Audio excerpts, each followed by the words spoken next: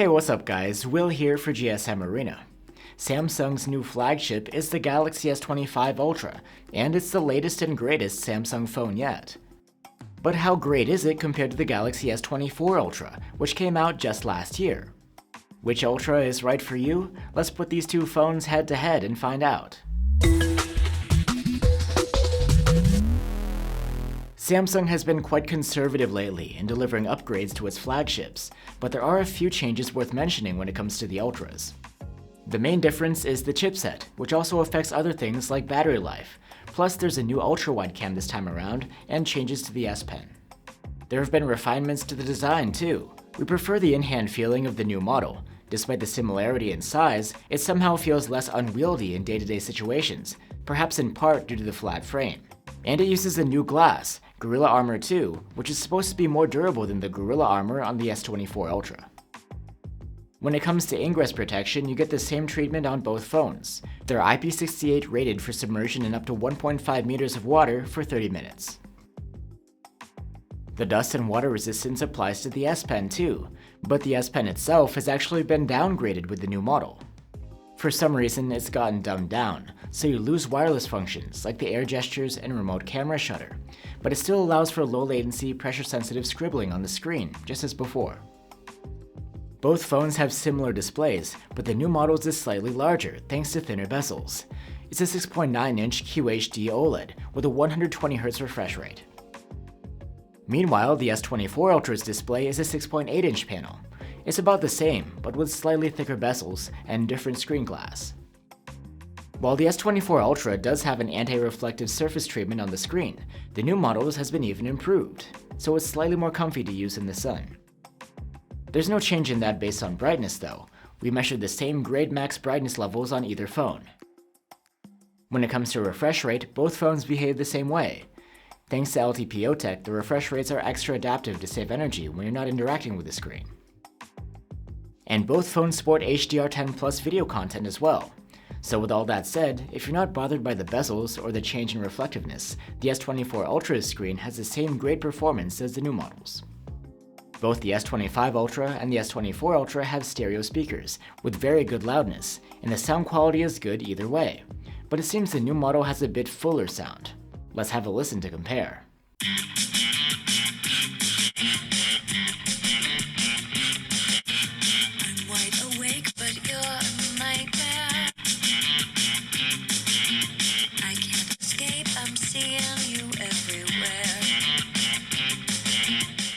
You get an ultrasonic under-display fingerprint reader on either phone. And the storage options are the same too, 256 or 512 gigs, or a terabyte of storage on board. Let's move on to what I mentioned as the largest change this year, the chipset. The S25 Ultra comes with a special version of this year's flagship Qualcomm chipset. It's called the Snapdragon 8 Elite for Galaxy, and it comes with slightly higher clock speeds. Meanwhile, on the S24 Ultra, you get last year's flagship silicon, the Snapdragon 8 Gen 3, again in a higher clocked 4 Galaxy variant. It's quite formidable, but it's not cutting edge anymore. The S25 Ultra does score meaningfully higher in CPU and GPU benchmarks, and it's also significantly more powerful at AI tasks.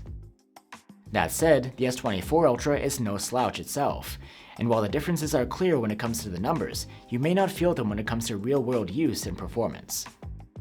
The S25 Ultra boasts a new passive cooling system, but despite that, the thermal management hasn't improved.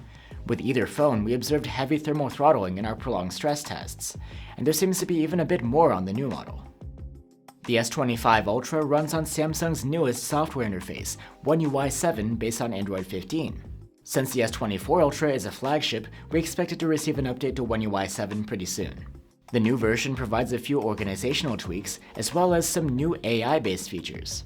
In fact, Samsung has focused on AI for its new Galaxy S25 series, promoting its new software rather than new hardware upgrades. Because of this, we expect that not all of the new AI features will make it to the phones of the previous generation, at least not immediately. If you'd like to dive into the specifics of those features, we get into them in our Galaxy S25 Ultra review. Also, we'll be doing a dedicated video about One UI 7, and we'll drop a link to that when it's ready. And while both phones are promised 7 years of software support from Samsung, the S24 Ultra is a year older, so it's already used some of that up. Now let's talk about the battery life. Both phones have a 5000 mAh capacity, and the new one did show some modest improvements in our battery tests, specifically gaming and video playback. With that said, the difference in the battery life is small. The charging capability hasn't changed a lot, it's still 45 watts, and the adapter isn't included in the box. But on the S25 Ultra, you can use the more widely available 3A cables and chargers to achieve the max charging speed, whereas the S24 Ultra requires 5A gear. The new model is slightly faster to charge too, but it's a minor difference. You get wireless charging support with both phones, and it's rated at the same speed, but the new model is also Qi 2.1 ready. You'd have to get a case with built-in magnets to make use of the updated charging standard. Finally, let's check out the cameras. On either phone, you get 4 cameras on the back, but this year Samsung has swapped the 12-megapixel ultra-wide cam for a higher-res 50-megapixel one, with a wider f1.9 aperture, and both have autofocus. During the day, there's not a lot of difference to be found with the main camera, but shots on the new model do exhibit less sharpening and a somewhat more natural detail rendition. In the dark, there's a bit more of a difference to be found between the two models. Somehow, the shots from the S24 Ultra's main cam are more to our liking. They're noisier, yet sharper. The S25 Ultra's photos have a more smoothened appearance, and that's not necessarily in a good way. In daylight, the 3x zoom cameras on both phones capture essentially the same images. At night, the 3x results are essentially a toss-up, though if you stare long enough, it's almost as if the S24 Ultra has a minor edge. Looking at images at 5x zoom side by side, you'd be hard-pressed to tell that they're shot on two different phones. And going even further at 10x zoom, the S25 Ultra does appear to be preserving a little bit finer detail. It's still artificial looking, but there is better definition compared to the S24 Ultras. Nighttime comparisons at 5x zoom show similar levels of detail between the two phones, but we'd say from this camera, the white balance is more consistent on the new model. At 10x zoom, there's little to split the two phones in terms of detail. Once again, the S25 Ultra seems a little bit more accurate in its white balance. And now we have the ultra-wide. Interestingly enough, the photos from the old ultra-wide cam on the S24 Ultra are a little bit sharper than the S25 Ultra's new one. So far, not a great upgrade.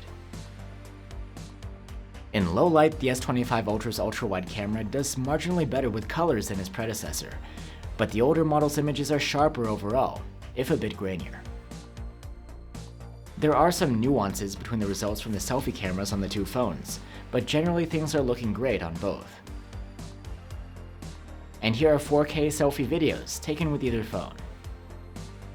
When it comes to video recording, there's little to split the two phones in terms of capabilities, except that the S25 Ultra has a new log video mode and captures 10-bit HDR video instead of 8-bit.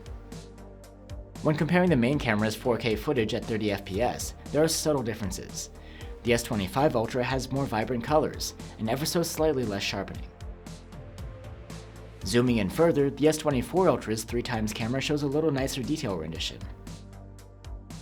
Again, at 5x, it's the older model that does better fine detail processing. At 10x, the new model's higher contrast and stronger sharpening do tend to make its footage appear a little better. The S24 Ultra's ultra-wide has a slight edge in sharpness, just like it did in photos. In the dark, things are more or less tied when shooting with the main camera. When shooting zoomed video at night, the S25 Ultra has the upper hand across both the 3x and 5x cameras. And the S25 Ultra again has the edge in low-light recording with its ultra-wide. So there you have it guys, the new Galaxy Ultra versus the not-so-new one. With both phones, you get a flagship made from premium materials, with a large, high-res screen and stylus support. Both of them have versatile camera setups with comparable quality overall, and actually both phones have plenty of AI smarts on board. However, at least for now, only with the S25 Ultra will you get the newest AI software features. These are powered by its new chipset, which is faster than the chipset in last year's model. The phone's battery life is slightly better, with wider options for fast charging. You get the latest Gorilla Armor 2 screen glass with 2nd-gen anti-reflective treatment. And the new design brings improvements to durability and usability. However, with the S24 Ultra, you get a more feature-packed S Pen that you can use as a camera remote. Its ultra-wide camera's performance is just fine as it is. And the older model is less expensive, while still delivering much the same user experience across the board. If you want the new refinements and the latest AI features, then the S25 Ultra is the way to go. But the S24 Ultra does pretty much the same job for less money, so it's looking like the older model is the better deal. Thanks for watching, and I'll see you on the next one.